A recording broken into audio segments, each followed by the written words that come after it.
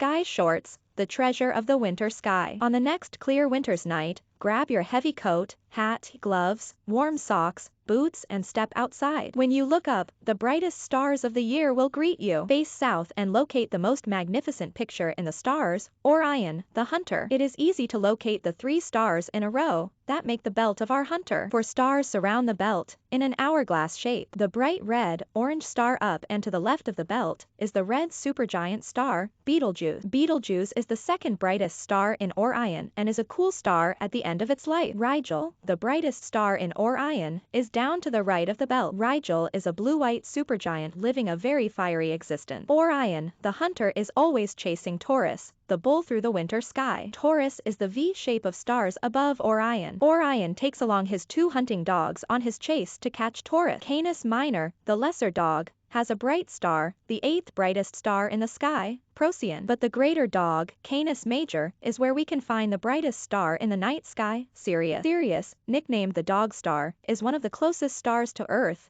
8.6 light-years away. Sirius is easy to find by drawing a line down and to the left from Orion's belt. Sirius shines at magnitude -1.44 and outshine all other stars. Sirius' formal name is Alpha Canis Majoris and it is a binary star system. Sirius A is the young, hotter, and brighter star, while Sirius B is the dim companion. Messier 41, an open star cluster, lies 4 degrees south of Sirius. Scan with binoculars to locate this deep sky object. Another fascinating deep sky object, NCG 2359, would be a good challenge for telescope owners. This object is located about 9 degrees northeast of Sirius and is called Thor's helmet. At the core of this nebula is a massive Wolf-Rayet star. 20 times the mass of our Sun. Wolf-Rayet stars are the most massive and brightest stars known and are very rare. There are only 500 in our Milky Way galaxy. What is very intriguing is that Wolf-Rayet stars are rather fluffy. Massive stars, such as these, have a hard time holding together and intense radiation drives impressively strong stellar winds. These stars end in a hypernova or the power of hundreds supernovae. The amazing part of winter stargazing is that within 20 to 30 minutes you can navigate a phenomenal part of the sky. Enjoy! Happy 60th, first Earth orbit. We celebrate the 60-year anniversary of the first Earth orbit by astronaut John Glenn.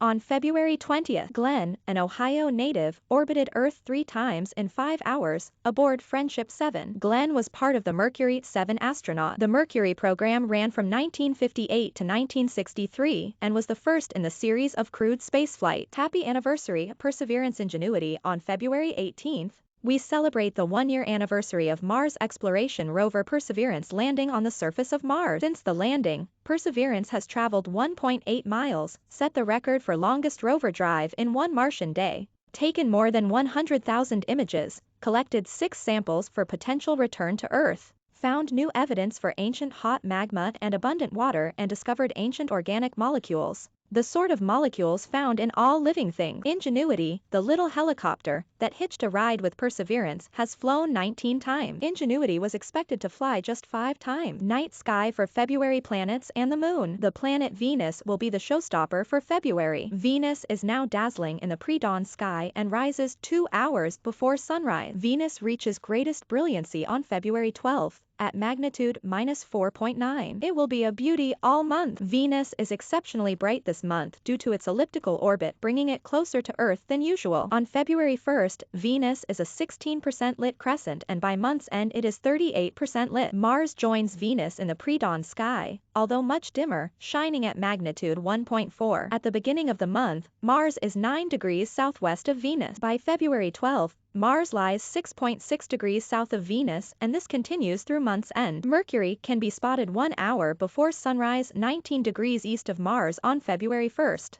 Shining at magnitude 1.1, it brightens to magnitude 0.5 by February 5th. On February 15th, Mercury reaches magnitude 0 and is 14.5 degrees east of Mars, and reaches greatest western elongation on February 16th, 26 degrees from the Sun.